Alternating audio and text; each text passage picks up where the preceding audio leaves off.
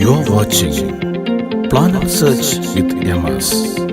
നമസ്കാരം. Planet search വിത്ത് MS-ന്റെ ഒരു പുതിയ വീഡിയോയിലേക്ക് എല്ലാവർക്കും സ്വാഗതം. എന്നോടൊപ്പം ഉള്ളത് ഒരു പ്രസിദ്ധനായ പത്രാധിപരാണ്, ഗ്രന്ഥകർത്താവാണ്, 22 പുസ്തകം പബ്ലിഷ് ചെയ്തിട്ടുള്ള ആളാണ് KR അജയൻ. അദ്ദേഹം ഇതിൽ 25 പുസ്തകത്തിൽ കൂടുതലും യാത്രകളാണ് അല്ലേ, യാത്രകളാണ് വന്നിട്ടുള്ളത്. അപ്പോൾ ഈ യാത്രകളെ കുറിച്ച് എന്താണ് ഈ ഒരു അഭിനിവേശം, പ്രത്യേകിച്ച് ഹിമാലയത്തോടുള്ള? അല്ല, ഇപ്പോൾ എല്ലാ ആളുകൾക്കും തോന്നുന്ന പോലെ തന്നെയാണ്, യാത്ര ഇഷ്ടപ്പെടാത്ത ആരുമില്ല.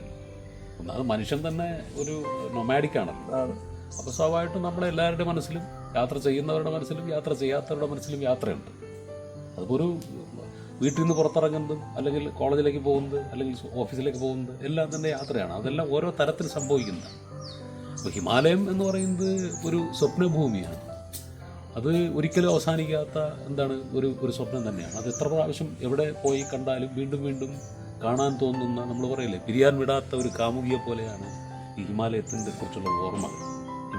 ഹിമാലയത്തെക്കുറിച്ചുള്ള ഓർമ്മകൾ. കാരണം അത്രത്തോളം നമ്മളെ ഹോണ്ട് ചെയ്യുന്ന, നമ്മളെ എല്ലാ തരത്തിലും നമ്മളെ വേട്ടയാടുന്ന ചിന്തകളും ഓർമ്മകളും ഒക്കെ സമ്മാനിക്കുന്ന ഒന്നാണ് ഹിമാലയം. പിന്നെ നമ്മൾ പറയില്ലേ, പർഗേഷൻ എന്ന് പറയുന്ന ഒരു പ്രവൃത്തി ഉണ്ടല്ലോ. പർഗേഷൻ, നമ്മളൊരു പ്യൂരിഫിക്കേഷൻ, ഒരു മനസ്സുകൊണ്ടും ശരീരം കൊണ്ടും നമ്മളെ കൂടുതൽ യൗവനത്തിലേക്ക് കടത്തിവിടുന്ന ഒരു പ്രതിഭാസം എപ്പോഴും ഹിമാലയത്തിലുണ്ട്. അതുകൊണ്ട് തന്നെ ഹിമാലയം ഒരു പ്രാവശ്യം, സാറിന് പറയാറുണ്ട്, ഒരു പ്രാവശ്യം ഹിമാലയത്തിൽ യാത്ര ചെയ്താൽ പിന്നെ ഒരിക്കലും ഹിമാലയത്തെ വിട്ട് മറ്റൊരിടത്തേക്ക് യാത്ര ചെയ്യാൻ പറ്റില്ല എന്ന് സാറിന് പറയാം. 100% സത്യം. 100% എന്ന് പറയാൻ പറ്റില്ല. കാരണം ഞാനും ഒരു ഹിമാലയ യാത്ര ചെയ്തിട്ടുണ്ട്. നമ്മൾ ഒരുമിച്ചല്ല, നമ്മുടെ സുഹൃത്തുക്കൾ മുരുകൻ പാർട്ടികളൊക്കെ. പക്ഷെ എൻ്റെ എക്സ്പീരിയൻസ് മോശമായിരുന്നു. കാരണം എനിക്ക് ഹൈറ്റ്, ആൾട്ടിറ്റ്യൂഡ് സിക്നസിൻ്റെ പ്രശ്നമുള്ളത് കൊണ്ട് എനിക്കതൊരു ബുദ്ധിമുട്ടായിരുന്നു. പക്ഷേ അതേസമയം ആ ഒരു ലൈഫ്, അവിടുത്തെ ജീവിതം, അവിടുത്തെ കാഴ്ചകൾ. ഇപ്പോൾ ഞങ്ങൾ പോയപ്പോഴത്തേക്ക് ഞങ്ങളൊരു ഹൈറ്റിൽ ഇങ്ങനെ കയറി പോകുമ്പോൾ ഈ സൂര്യൻ അങ്ങ് താഴെ നിൽക്കുകയാണ്. അതിന് മുകളിൽ പിണ്ടരി ഗ്ലേഷ്യറിലാണ് പോയത്, ഉത്തരാഖണ്ഡ്. അതെ, അത് ഓരോ ടെറൈൻ്റെ പ്രത്യേകതയുണ്ട്. ചിലയിടത്ത് ചെല്ലുമ്പോഴേക്കും സൂര്യൻ നമുക്ക് തോന്നും വളരെ താഴെയാണ്, നമ്മൾ മുകളിലും സൂര്യൻ താഴെ. ചില സ്ഥലത്ത് ചെന്നാൽ സൂര്യൻ നമുക്ക്, അല്ലെങ്കിൽ ചന്ദ്രൻ നമുക്ക് കൈകൊണ്ട് എത്തിപ്പിടിക്കുന്ന ദൂരത്തിലായിരിക്കും നമുക്ക് തോന്നുന്നത്. അത് ഒരു ടെറൈൻ്റെ വ്യത്യാസം തന്നെയാണ്. കാരണം ആൾട്ടിറ്റ്യൂഡ് ഒരു കൂടുന്തോറും ഓരോ കാഴ്ചകൾക്കും അല്ലെങ്കിൽ നമ്മുടെ പ്രപഞ്ചത്തിന് തന്നെ മൊത്തത്തിൽ വ്യത്യാസം വരുമല്ലോ. അതിൻ്റെ ഭാഗം തന്നെയാണ്. പിന്നെ നേരത്തെ പറഞ്ഞതുപോലെ ഈ യാത്ര ചെയ്യാൻ മനസ്സുണ്ടായാൽ മാത്രം പോരാ, ശാരീരികമായ ഒരു വേണം, അത് തീർച്ചയായും വേണം. പിന്നെ ഈ ഏറ്റവും പ്രധാനം മനസ്സ് തന്നെയാണ്. പിന്നെ ഈ പറഞ്ഞതുപോലെ ശാരീരികമായ ഒരു അല്പം ഒരു കപ്പാസിറ്റി വേണം, അല്ലെങ്കിൽ യാത്ര ചെയ്യാൻ ബുദ്ധിമുട്ടായിരിക്കും. കാരണം ടെറൈൻ അങ്ങനെയാണ്, എപ്പോഴും എന്ത് സംഭവിക്കാം. മഴ, മഞ്ഞ്, പിന്നെ മണ്ണിടിച്ചിൽ, മലയിടിച്ചിൽ, കല്ലുവീഴ്ചകൾ, ഇതെല്ലാം ഉണ്ടാവും. അപ്പോൾ സ്വാഭാവികമായിട്ട് അതിനെയൊക്കെ തരണം ചെയ്ത് പോകാൻ കഴിയുന്ന മനസ്സും ശരീരവും. റൈറ്റ്. ഇത്രയും കുറേ പുസ്തകങ്ങൾ ഇപ്പോൾ ഇന്നലെ നമ്മൾ കൈമാറിയത് തന്നെ 5 പുസ്തകങ്ങളുണ്ട്. 22 പുസ്തകങ്ങൾ ഇതിനകം എഴുതി കഴിഞ്ഞു. അപ്പോൾ എങ്ങനെയാണ്, എന്തൊക്കെയാണ് ഏറ്റവും മനസ്സിൽ പെട്ടെന്ന് വരുന്ന ഓർമ്മ എന്തൊക്കെയാണ്? അയ്യോ, അങ്ങനെ ചോദിച്ചാൽ ശരിക്കുണ്ടല്ലോ, ഓരോ യാത്രയും ആയിരക്കണക്കിന് ഓർമ്മകൾ നമ്മളെ മനസ്സിലുണ്ടാവും. അങ്ങനെ ഒരു പ്രത്യേക ഒരു ഓർമ്മ ചോദിച്ചാൽ ഒന്നങ്ങനെ സ്പെസിഫിക്കായി പറയാൻ കഴിയാത്ത ഒരവസ്ഥയുണ്ട്. കാരണം നേരത്തെ ഞാൻ പറഞ്ഞില്ലേ, പിരിയാൻ വിടാത്ത കാമുകി. സത്യം പറഞ്ഞാൽ എന്താണ് പറയുക, അതുണ്ടാക്കുന്ന ഒരു യാത്ര ഉണ്ടാക്കുന്ന ഒരു സെൻഷ്വസ്നെസ് എന്ന് പറയില്ലേ, ഇന്ദ്രിയപരത എന്നൊക്കെ നമ്മൾ മലയാളത്തിൽ പറയും. ആ സെൻഷ്വസ്നെസ് ഒരുപക്ഷെ ഇത് യാത്ര ചെയ്തിട്ടുള്ളവർ മാത്രം അനുഭവിക്കുന്ന ഒരു പ്രതിഭാസമാണ്. അതിൽ പ്രണയമുണ്ട്, വിരഹമുണ്ട്, കാമമുണ്ട്, സങ്കടമുണ്ട്, കരച്ചിലുണ്ട്, സന്തോഷമുണ്ട്, പൊട്ടിച്ചിരികളുണ്ട്. ഇങ്ങനെ ഓർമ്മകളിൽ ഇങ്ങനെ ഒരുപാട് ഈ തിരമാലകൾ പോലെ വന്നു കയറുന്ന ഓർമ്മകളാണ്. ഓരോ യാത്രയ്ക്കും 100 കണക്കിന് ഓർമ്മകൾ നമുക്ക് പറയാനുണ്ട്. എന്നാലും ഈ നല്ല നല്ല അനുഭവങ്ങൾ പറയാൻ, പങ്കുവയ്ക്കാനായിട്ട് തീർച്ചയായും. ഒന്നാമത്തെ കാര്യം ഈ നടക്കുക എന്നുള്ളതാണ് ഞങ്ങൾ സ്ഥിരമായി സ്വീകരിക്കുന്ന രീതി. സാധാരണ വാഹനങ്ങളിൽ പരമാവധി ഒഴിവാക്കുകയും ട്രക്കിംഗ് ആണ് ഞങ്ങളുടെ ഏറ്റവും. കാരണം അപ്പോൾ സ്വാഭാവികം ഉണ്ടാകുന്ന ഓരോ ട്രക്കും, ഓരോ ദിവസവും യാത്ര ചെയ്ത് 8-10 കിലോമീറ്ററാണ് ഞങ്ങൾ ഓരോ ദിവസവും യാത്ര ചെയ്യുന്നത്.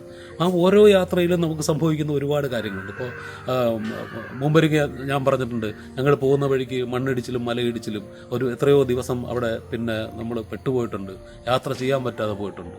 പിന്നെ നമ്മളെ കൂടെയുള്ളവർക്ക് അസുഖം വന്നിട്ടുണ്ട്, മരണത്തോട് തന്നെ അടുത്ത് പോയിട്ട് തിരിച്ചു വന്നവരുണ്ട് ഞങ്ങളുടെ കൂടെ. അപ്പോൾ അങ്ങനെ ഒരു സംഭവമായിട്ട് അങ്ങനെ പ്രത്യേകിച്ച് പറയാൻ പറ്റില്ല. പിന്നെ അനുഭവങ്ങളെന്ന് പറഞ്ഞാൽ ഓരോ സ്ഥലവും നമുക്ക് തരുന്ന ഓരോരോ അനുഭവങ്ങളാണ്. ഓരോരോ അനുഭവം. ഇപ്പോൾ ഗോമുഖിലേക്ക് പോയി, ഞങ്ങൾ ഒരു ഉദാഹരണം പറയാം. ഗോമുഖിലേക്ക് പോകുമ്പോൾ ഒരു ദിവസം ഭോജ്ബാസ എന്ന് പറയുന്ന സ്ഥലത്ത് ഞങ്ങൾ ടെൻറ്റ് ചെയ്യാണ്.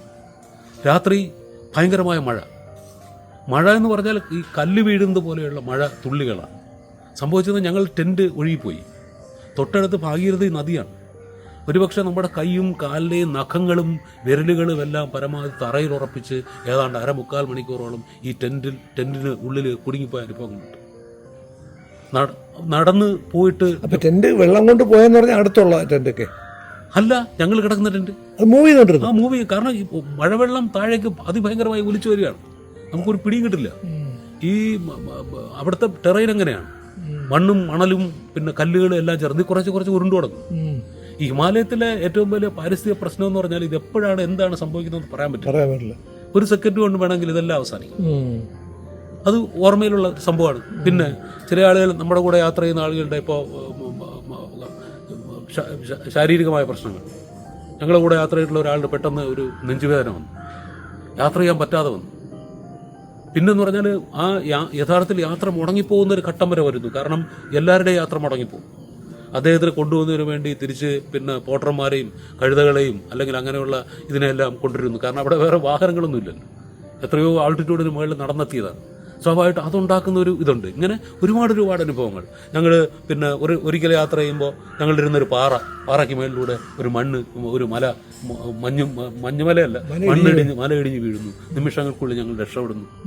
ഇതൊക്കെ അത് ഓരോ യാത്രയിലും ഇങ്ങനെ ഓരോ അനുഭവങ്ങളുണ്ട്. അപ്പോൾ ഈ മല ഇടിഞ്ഞ് വീണ് ഞങ്ങൾ പോയപ്പോഴും ഉണ്ടായിരുന്നു. മല ഇടിഞ്ഞ് വീഴുന്ന ഒരു ഭയങ്കര ശബ്ദമല്ലേ. ഇപ്പോൾ ഇവിടെ ഈ ഇടിവെട്ടൽ ഭയങ്കരമായിട്ട് ഉണ്ടാകുന്നത് പോലെ അത്രയും ഗംഭീരമാണ്. നമ്മുടെ മുമ്പിൽ നടക്കുകയാണ്, ഇങ്ങനെ എല്ലാം കൂടി ഇടിഞ്ഞിങ്ങി താഴെ വീഴുക എന്ന് പറയുമ്പോൾ. അതെ.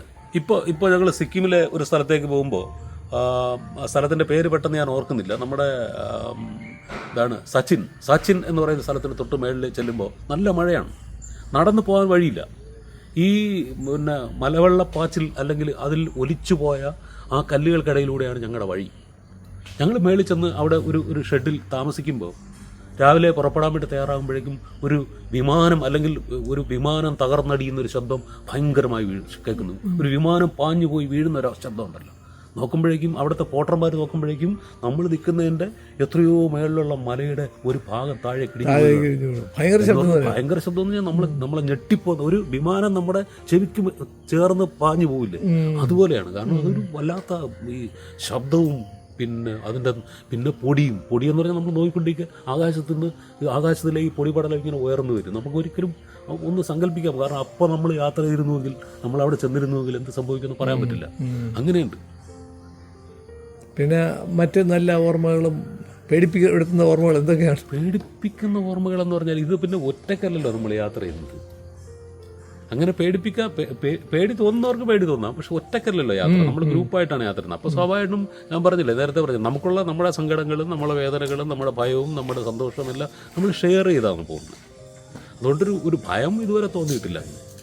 ഈ സാധാരണ ഇത് കലാമിറ്റി ഉണ്ടാവാൻ സാധ്യതയുണ്ടെന്നറിയാം. ഇപ്പോൾ ഒരു സംഭവം പറയാം. ഞങ്ങൾ കേദാർനാഥിലേക്ക് യാത്ര ചെയ്തു. കേദാർനാഥിൽ ഏറ്റവും വലിയ ദുരന്തമുണ്ടായി. ആയിരക്കണക്കിന് ആളുകൾ മരിച്ച ശേഷം 2 വർഷം ഈ കേദാർനാഥ് അടച്ചിട്ടിരുന്നു. എന്നിട്ട് ഞങ്ങൾ യാത്ര ചെയ്യണം. സ്വാഭാവികമായും ഒരു ഭയമുണ്ട്. കാരണം നമ്മളവിടെ കടക്കുമ്പം തന്നെ പറയുന്നുണ്ട് വഴിയെല്ലാം മാറിയാണ് പോകുന്നത്. ഏതാണ്ട് 2 മണിക്കൂർ കൂടുതൽ നടക്കണം. കാരണം ഇടതുവശത്തുകൂടി ഉണ്ടായിരുന്ന വഴി നഷ്ടപ്പെടുകയും മന്ദാകിനി നദിയാണ്. മന്ദാകിനി നദി ക്രോസ് ചെയ്ത് വലതുവശത്ത് കയറുകയും വേണം.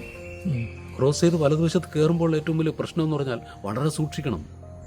കാരണം എത്ര ആളുകൾ മരിച്ചു അല്ലെങ്കിൽ എത്ര ആളുകൾ പിന്നെ ഈ വെള്ളത്തിൽ ഒഴുകിപ്പോയി എന്നൊന്നും സർക്കാരിന് ആർക്കും ഒരു കണക്കുമില്ല. സ്വാഭാവികമായും നമ്മൾ കാല് വയ്ക്കുന്നത്, നമ്മൾ കാല് ചവിട്ടുന്നത് വെള്ളത്തിൽ അല്ലെങ്കിൽ മണ്ണിൽ അല്ലെങ്കിൽ ഏതെങ്കിലും പാറയുടെ പുറത്ത് ചവിട്ടുമ്പോൾ അതിനുള്ളിൽ ചിലപ്പോൾ ഒരാളുടെ ഒരു ജഡം ഉണ്ടാവാം. നമ്മുടെ ഇവിടെ കാണുന്നത് പോലെയൊന്നുമല്ല. കാരണം ഈ കേരളത്തിലൊന്നും ഒരുപക്ഷെ അങ്ങനെയൊന്നും വലിയ ഗുരുതരമായ പിന്നെ ഇപ്പോൾ നമ്മൾ വയനാട് ദുരന്തം ഇപ്പോൾ ഉണ്ടായിട്ടുണ്ട്. പക്ഷേ ആ ദുരന്തത്തിൽ ആളുകൾ മരിച്ചു ഇല്ല എന്നല്ല. പക്ഷേ ഈ ഹിമാലയത്തിലെ ദുരന്തം അങ്ങനെയൊന്നുമല്ല. ഇത് എത്ര ഏക്കർ സ്ഥലം പോകുമെന്നും എത്ര ആളുകൾ പോകുമെന്നും എത്ര ഏരിയ മുഴുവൻ വാനിഷ്ഡ് ആവുമെന്നും ഒന്നും പറയാൻ പറ്റില്ല. കാരണം അത്ര വല്ലാത്ത തരത്തിലാണ്. അപ്പോൾ സ്വാഭാവികമായിട്ടും നമുക്കൊരു ഭയം തോന്നും. കാരണം നമ്മൾ ഈ ചവിട്ടി പോകുന്നത് ആരെങ്കിലും ഏതെങ്കിലും ഒരു പ്രിയപ്പെട്ടവൻ്റെ ഓർമ്മകൾ ഉറങ്ങുന്ന അല്ലെങ്കിൽ അവൻ്റെ ജഡം അതിനകത്ത് ചീഞ്ഞളിഞ്ഞ് കിടപ്പുണ്ടാവും. നമ്മൾ അതിൻ്റെ മേളിലൂടെ ആയിരിക്കും പോകുന്നത്. നമുക്ക് ചെറിയ ഭയം തോന്നും, ഒരു സങ്കടം തോന്നും. അത് എപ്പോഴും ഇത്തരത്തിലുള്ള യാത്രകളിൽ ഉണ്ടാവാറുണ്ട്. ഈ തികച്ചും വ്യത്യസ്തമായിട്ടുള്ള മനുഷ്യരുടെ ജീവിതമായിട്ട് തീർച്ചയായിട്ടും മനുഷ്യതിൻ്റെ ഭാഗമാണല്ലോ. അപ്പോൾ അവരുടെ അനുഭവങ്ങൾ എങ്ങനെയാണ് ഈ ആളെ പരിചയപ്പെടുമ്പോഴത്തേക്ക് അവരുടെ ജീവിതത്തെക്കുറിച്ചൊക്കെ? അല്ല, അത് ഓരോ സ്ഥലത്തിനും ഇപ്പോൾ ഹിമാലയം രണ്ട് തരത്തിലാണ്. ഗഡ്വാൾ ഹിമാലയവും കുമയൂൺ ഹിമാലയവും. ഈ ഗഡ്വാൾ ഹിമാലയത്തിലാണ് നമ്മുടെ സ്വാമിമാരും സന്യാസിമാരും ദൈവങ്ങളും എല്ലാം ഇരിക്കുന്നത്. കുമയൂൺ ഹിമാലയത്തിൽ വളരെ കുറച്ചുള്ളൂ. കാരണം അവിടുത്തെ ടെറൈൻ്റെ വ്യത്യാസം. ഇപ്പോൾ ഹരിദ്വാരം, ഋഷികേശ് എന്നൊക്കെ പറയുന്ന ഇവിടുത്തെ ഭക്തി കേന്ദ്രങ്ങളെല്ലാം ഗഡ്വാൾ ഹിമാലയത്തിലാണ്. പക്ഷേ നന്ദാദേവി പോലെയുള്ള, മുൻഷ്യാരി പോലെയുള്ള, പാഞ്ചൂലി പോലെയുള്ള സ്ഥലങ്ങളെല്ലാം കുമയൂൺ ഹിമാലയത്തിലാണ്. അവിടെ രണ്ടിടത്തും താമസിക്കുന്ന ജീവിക്കുന്ന എല്ലായിടത്തും ആൾക്കാരുണ്ട്. ആ ആൾക്കാരുടെ സ്വഭാവത്തിലും രീതികളിലും എല്ലാം വ്യത്യാസമുണ്ട്. കാരണം എത്രത്തോളം മൗണ്ടനിലേക്ക് പോകുന്നുണ്ടോ അവിടെ ആ ആളുകളുടെ എല്ലാം ഈ പിന്നെ എന്താണ് സ്വഭാവത്തിലും പ്രവൃത്തിയിലും അവരുടെ രീതികളിലും എല്ലാം തന്നെ ഒരുപാട് വ്യത്യാസമുണ്ട്. അപ്പോൾ ഓരോ സ്ഥലത്തും കാണുന്ന ഓരോ തരത്തിലുള്ള ആളുകളാണ്. അപ്പോൾ ഈ യാത്ര ഹിമാലയത്തിൽ ഇങ്ങനെ തുടർപ്പിക്കൊണ്ടിരിക്കുകയാണ്. അതെ, ഒരു 10-18 വർഷമായി. അപ്പോൾ അവിടെ തന്നെയാണ് വീണ്ടും പോകുന്നത്? അല്ല, ഒരു സ്ഥലത്തല്ല, വീണ്ടും ഹിമാലയത്തിന്റെ മറ്റൊരു രീതിയാണ്. തീർച്ചയായും. അതാണ് ഞാൻ നേരത്തെ പറഞ്ഞത്. നമുക്കൊരു നമ്മൾ എന്താണ് ഒരു പ്രാവശ്യം നമ്മൾ കണ്ടു കഴിഞ്ഞാൽ നമ്മളവിടെ ചെന്ന് വിട്ടുപോയാൽ പിന്നെ ഒരിക്കലും നമുക്ക് തിരിച്ചു വരാൻ പറ്റാത്ത നമ്മളെ ഹോണ്ട് ചെയ്യുന്നതാണ് ഹിമാലയം. തിരിച്ചു വിളിക്കുകയാണ്. അതെ, തീർച്ചയായിട്ടും. വേറെ എന്തൊക്കെയാണ് ഓർമ്മകൾ പങ്കുവയ്ക്കും? ഈ പുസ്തകത്തിൽ കുറെ കാര്യങ്ങൾ പറഞ്ഞിട്ടുണ്ടാവൂല്ലോ. ഇത്രയും പുസ്തകങ്ങൾ എഴുതി. 22 പുസ്തകം എല്ലാം യാത്രയല്ല. എന്നാലും നല്ലൊരു വിഭാഗം യാത്ര. 17ഓളം യാത്രയാണ്. 17 5 പുസ്തകം മാത്രമാണ്. അതെ. അല്ല, കുറേ കാര്യങ്ങൾ പറയാം. പുസ്തകത്തിലെ കാര്യങ്ങളെല്ലാം പറഞ്ഞങ്ങ് തീർക്കാനും പറ്റും. അതിലൊരു സംഗതികളെന്ന് വെച്ചാൽ നേരത്തെ ചോദിച്ചല്ലോ, ഈ എന്തുകൊണ്ടാണ് യാത്ര ചെയ്യുന്നതെന്ന്. എൻ്റെ ഒരു പ്രധാനപ്പെട്ട പ്രശ്നം, നമ്മൾ ഈ വളർന്നു വരുന്ന സാഹചര്യവും നമ്മുടെ ചുറ്റുപാടുകളെല്ലാം നമ്മളെ യാത്രയെ സ്വാധീനിക്കും. യാത്രയെല്ലാം നമ്മളെ മൊത്തത്തിൽ നമ്മളെ സ്വാധീനിക്കും. ഇപ്പോൾ ഞാൻ ജനിച്ചത് തിരുവനന്തപുരം ജില്ലയിലെ കള്ളിക്കാട് എന്ന് പറയുന്നൊരു ഗ്രാമത്തിലാണ്. കള്ളിക്കാട് ഈ ഗ്രാമത്തിൻ്റെ ഏറ്റവും വലിയ പ്രത്യേകത, കേരളത്തിലെ ഏറ്റവും വലിയ കൊടുമുടികൾ എന്ന് സങ്കല്പിക്കുന്ന അഗസ്ത്യകൂടം ഇരിക്കുന്ന എൻ്റെ പഞ്ചായത്തിലാണ്. എൻ്റെ വീട്ടിൽ നിന്ന് നേരെ പുറത്തേക്ക് ഇറങ്ങിയാൽ നല്ല തെളിഞ്ഞ ആകാശമാണെങ്കിൽ, മേഘങ്ങളില്ലെങ്കിൽ കൃത്യമായി എനിക്ക് കാണാൻ കഴിയുന്നത് അഗസ്ത്യകൂടത്തിനെയാണ്. അപ്പോൾ കുട്ടിക്കാലം മുതലേ ഞാനത് കണ്ടു പരിചയിച്ചതാണ്. എനിക്ക് തോന്നുന്നത് ഒരു ഈ ഹിമാലയത്തിൽ പോകുന്നതിനേക്കാൾ കൂടുതൽ പ്രാവശ്യം ഞാൻ അഗസ്ത്യകൂടത്തിൽ കയറിയിട്ടുണ്ട്. കാരണം എനിക്ക് എൻ്റേതാണ് അഗസ്ത്യകൂടം എന്ന് തോന്നില്ലേ. എനിക്കെപ്പോഴും ചെന്ന് കയറാം എന്നുള്ള തോന്നലുണ്ടാക്കുന്ന ഒരു സംഗതിയാണ്. അപ്പോൾ സ്വാഭാവികമായിട്ടും അങ്ങനെ കയറി നമ്മുടെ ചുറ്റുപാടുകളും, ഇപ്പോൾ കേരളത്തിലെ കാടുകളിൽ മിക്കവാറും കാടുകളിൽ ഞങ്ങൾ യാത്ര ചെയ്യാറുണ്ട്. മിക്കവാറും ഇത് ഇത്തരത്തിൽ യാത്ര അങ്ങനെ ഉണ്ടാകുന്നൊരു, അങ്ങനെ നമ്മുടെ മനസ്സതിനകത്ത് സെറ്റായി പോകുന്നു യാത്രയിൽ. അങ്ങനെ ആയിരിക്കണം ഈ ഹിമാലയത്തോട് ഇത്രയും പ്രണയം തോന്നുന്നതിൻ്റെ കാരണം. അതെ.